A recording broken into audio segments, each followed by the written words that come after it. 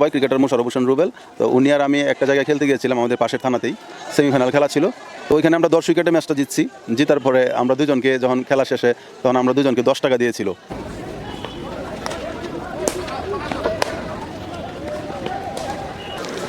আসসালামু আলাইকুম গাইস, ছোট ইউটিউবারের পক্ষ থেকে আপনাদের সবাইকে স্বাগতম।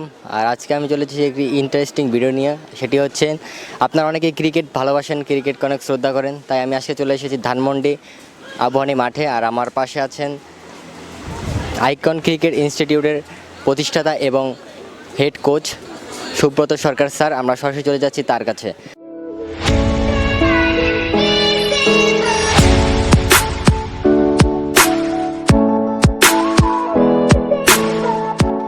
আসসালামু আলাইকুম স্যার, কেমন আছেন? ওয়ালাইকুম আসসালাম, ভালো আছে। আপনি ভালো আছেন? হ্যাঁ, অবশ্যই ভালো আছি। আপনি ক্রিকেট জগতে কীভাবে এসেছেন আর আপনার ক্যারিয়ার সম্পর্কে যদি একটু সংক্ষিপ্তভাবে কিছু বলতেন।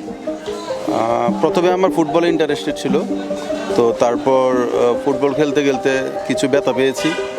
তো বাসায় যে আসতাম আমার আম্মা অনেক বকাবকি করতো, ব্যথা পাইতাম। তো আস্তে আস্তে এইভাবে ক্রিকেট খেলা শুরু করলাম। তারপর মোটামুটি ক্রিকেট খেলা ভালো খেলতে খেলতে তারপর টেনিসে বিভিন্ন জায়গায় খেলতে যাই, সবাই প্রশংসা করে। তারপর এইভাবে আস্তে আস্তে ক্রিকেটে আসা। আচ্ছা, আইকন ক্রিকেট ইনস্টিটিউটের যাত্রা শুরু হয় কবে এবং কিভাবে? আইকন ইনস্টিটিউটের যাত্রা শুরু হয় 4 আগস্ট 2016। আইকন ইনস্টিটিউটের যাত্রা শুরু হয়। এটা কিভাবে, আপনি কোনো আগে থেকে উদ্যোগ ছিল?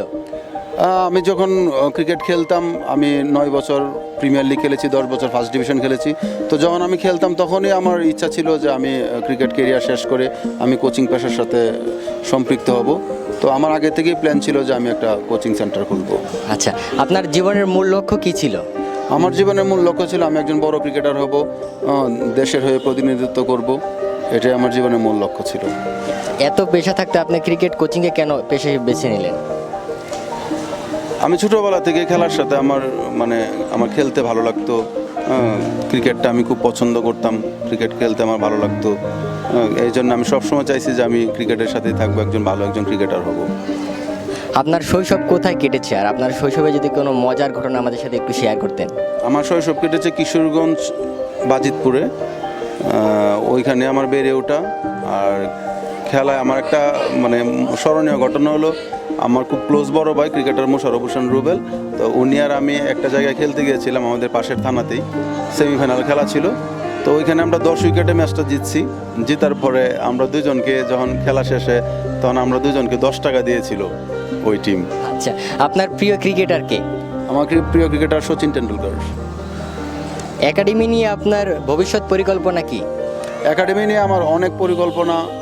আমি চাই আমার একাডেমির থেকে অনেক প্লেয়ার বের হোক, বয়সভিত্তিক, first division, second division, even কি প্রিমিয়ার লিগ, জাতীয় পর্যায়ে যেন আমার একাডেমি থেকে প্লেয়াররা বিভিন্ন জায়গায় খেলতে পারে, আমরা সেই চেষ্টাই করতেছি। আচ্ছা, অনেক ছেলেমেয়েরা আছে যারা আর্থিক অসচ্ছলতার কারণে ক্রিকেট খেলতে পারছে না, যদি আপনার এখানে তাদের জন্য কোনো ব্যবস্থা আছে কিনা?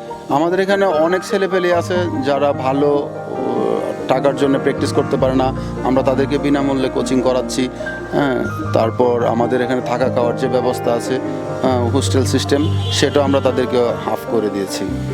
আচ্ছা, বর্তমান প্রজন্মে যারা ক্রিকেট নিয়ে ক্যারিয়ার করতে চাচ্ছেন তাদের উদ্দেশ্যে কিছু বলুন। তাদের উদ্দেশ্যে আমার একটাই কথা, শর্টকাট কোনো রাস্তা নেই। প্রচুর পরিশ্রম করতে হবে, স্বপ্ন দেখতে হবে, এবং স্বপ্ন বাস্তবায়ন করতে গেলে সেই স্বপ্নের পথে তোমাকে হাঁটতে হবে, পরিশ্রম করতে হবে, এছাড়া আর কোনো রাস্তা নেই। আপনাকে অসংখ্য ধন্যবাদ আপনার এই মূল্যবান সময়টুকু আমাদের দেওয়ার জন্য। আবার দেখা হবে কোনো একটি নতুন ভিডিওতে, সেই প্রত্যাশা নিয়ে বিদায় নিচ্ছি। আল্লাহ হাফেজ।